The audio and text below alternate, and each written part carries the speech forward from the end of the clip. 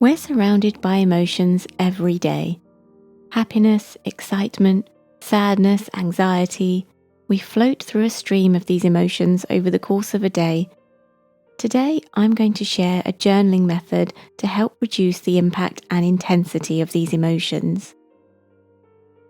According to psychologists Hayes, Pistorello, and Levin, you put yourself at risk of many psychological issues when you try to avoid uncomfortable thoughts, feelings, and emotions. It's natural for us to want to avoid negative feelings. They feel uncomfortable, they make us feel unhappy, and quite simply, we don't want them around. But what we don't always realize is that when we try to push unpleasant emotions away, they can come back amplified. If you welcome them like temporary visitors when they arrive, you can reduce the intensity and impact of the emotion overall. Positive psychologists use a poem that was written by Rumi to help clients understand mindfulness and the importance of acknowledging unpleasant emotions.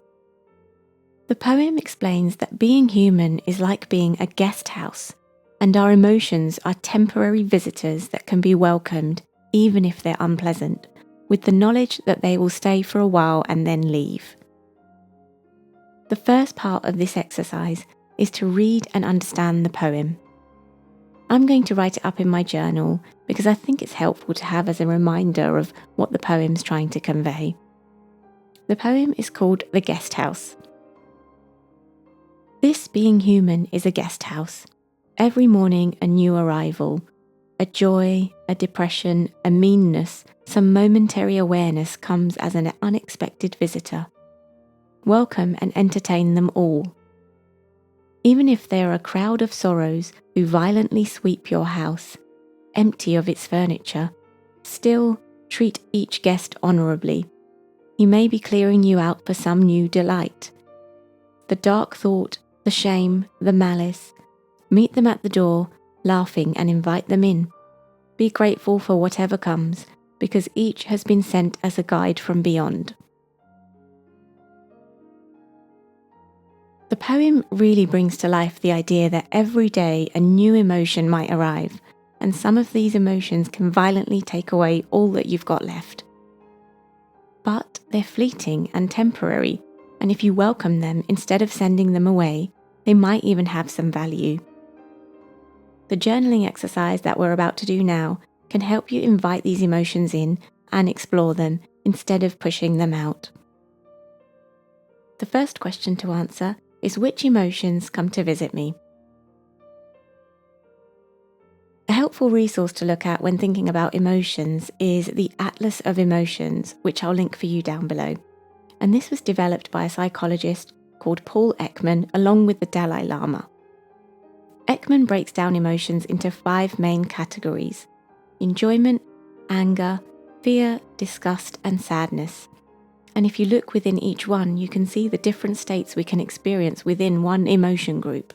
For example, within enjoyment, you can have happiness, joy, pride, amusement, relief, love, excitement. These are just a few examples. Sadness can be feeling lonely, gloomy, disappointed, troubled.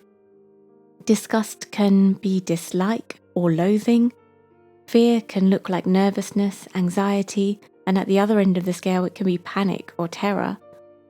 Anger can be feeling annoyed, bitter, frustrated, vengeful.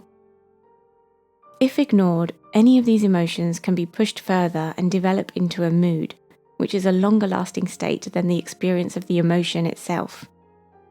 Again, emphasizing the importance of welcoming the emotion instead of pushing it away. The first one I chose is troubled, which is one I think many people can relate to. There always seems to be something to worry about, leaving you feeling troubled. The next prompt is to write about when you feel this emotion. Is it when your thoughts take you somewhere in particular? Is it when you're around certain people or in a particular place? Is it when you think about a particular area of your life, like your career, the health of a close family member, or a responsibility you have?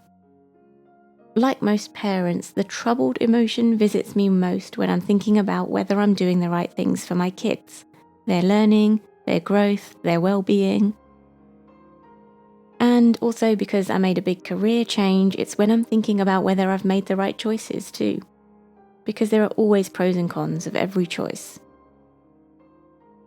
As you're reflecting on this, allow your thoughts to wander and then start exploring why you might feel this way, which is the next prompt. Is it related to a particular personality trait or a fear or insecurity you have? Or is it influenced by external things like social pressure or comparing yourself to others? For the troubled emotion, it could be that you always want to do the best that you can, so you overthink issues and options, leading to constant worrying. There's a fine balance between valuable reflection and harmful overthinking. The purpose of these prompts is to help you find the language to describe your emotions and encourage you to explore the feeling rather than avoid it. And once you've explored it enough, you might naturally start to think about what you can do about it and maybe even potential benefits. So the final prompt is about opportunity. What action or opportunity can come from this emotion? You can think about how you can use this emotion to serve you. Maybe it can encourage you to take more action or to practice gratitude. What action can you take now that you've explored this emotion? After I explored the emotion of feeling troubled, I discovered it was about whether we were providing enough learning opportunities for the kids outside of school. I ended up buying a set of classic literature stories for children. Now we read a chapter from this set every night, and my son discovered a passion for Greek myths. And this was one of the positive outcomes that came from exploring the emotion. I've picked 3 emotions to write about. Troubled and gloomy are 2 of them. They aren't necessarily frequent visitors, but I want to address them rather than ignore them, because they can easily become more intense and turn into longer lasting moods. I figure life is short, so why waste it on a bad mood?